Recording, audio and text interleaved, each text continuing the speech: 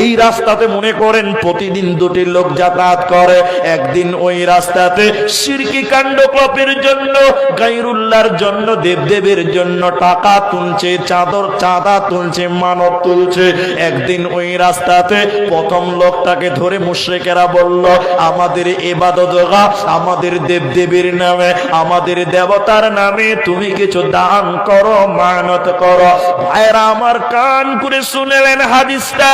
লোকটা তখন বলল, আমার কাছে কোনো টাকা নাই, কোনো মাল নাই, আমার কাছে কোনো পয়সা নাই, আমার কাছে কোনো মাল নাই, বিধায় আমি দিতে পারবো না।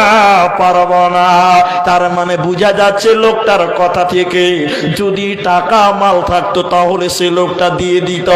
এরপরে সেই লোকেরা, মুশরিকেরা বলছে, না তোমাকে কিছু দিতেই হবে, না দিলে তোমাকে ছাড়বো না। শেষের বেলায় সেই লোকটা একটা মাছিকে ধরে নিল। মাছি বুঝেন? মাছি বুঝেন না? উড়ে বেড়াচ্ছে। মাছিকে ধরে নিয়ে তাদের দেবতার নামে শিরকের জায়গাতে এরকম দিয়ে দিল। নবীজি বলছেন, উম্মত, যখন সে মাছিকে মানত করে দিল, ফাখাল্লু সাবিলাহু, তারা তার রাস্তাকে ছেড়ে দিল।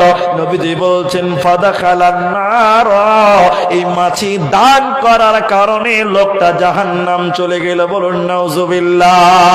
এরপরে দ্বিতীয় লোক যখন ওই রাস্তা দিয়ে যায়, মুশরিকেরা বলছে, আমাদের জায়গাতে তুমি দান করে যাও, আমাদের দেবতার নামে মানত করো।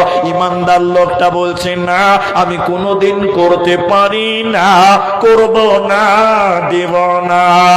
বারবার বলার পরেও দিবে না।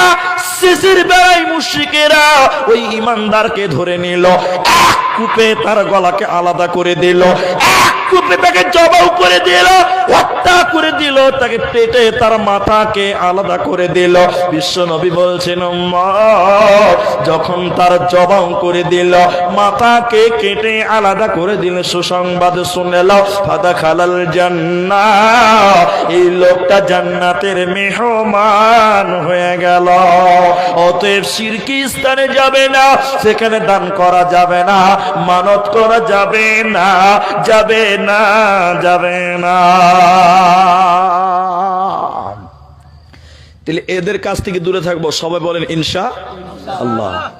একটা হলো, আল্লাহ বলছেন যদি জান্নাতের রাস্তায় যাবে, লোকেশন নেবি, এক নম্বর শিরকের মতন গুনাহ করবে না। শিরকের 5টা লক্ষণ বললাম। দ্বিতীয় নম্বর, আল্লাহ তাবারাক ওয়া তাআলা বলেন, নবী হে তুমি বলে দাও, অবিল ওয়ালিদাইনি ইহসানা, তারা যেন তার আব্বা মায়ের সঙ্গে ইহসান করে, তারা যেন তার মা বাবাকে ভালোবাসে, এরা যেন তার মা বাবাকে ধুমকে কথা না বলে। তার কারণ নবী বলেছেন, ওমা জান্নাতুকা হুমা নারুকা, মা বাবাই তোমার জান্নাত, মা বাপ তোমার জাহান্নাম। অতএব মা বাবাকে যারা কষ্ট দিবে ওরা জান্নাতে যাবে না, পাবে না। মায়েরা আমার, বাপেরা আমার, কান করে শুনলেন, আল্লাহর নবী নিজে জীবদ্দশায় আফসোস করেছেন। জন্মের পূর্বে নবীজি তার বাবাকে হারিয়েছিলেন, জন্মের কয়েক বছর পর মাকে হারিয়েছিলেন। আল্লাহর নবী কাঁদতে কাঁদতে একদিন আফসোস করে বলছে, উম্মত রে,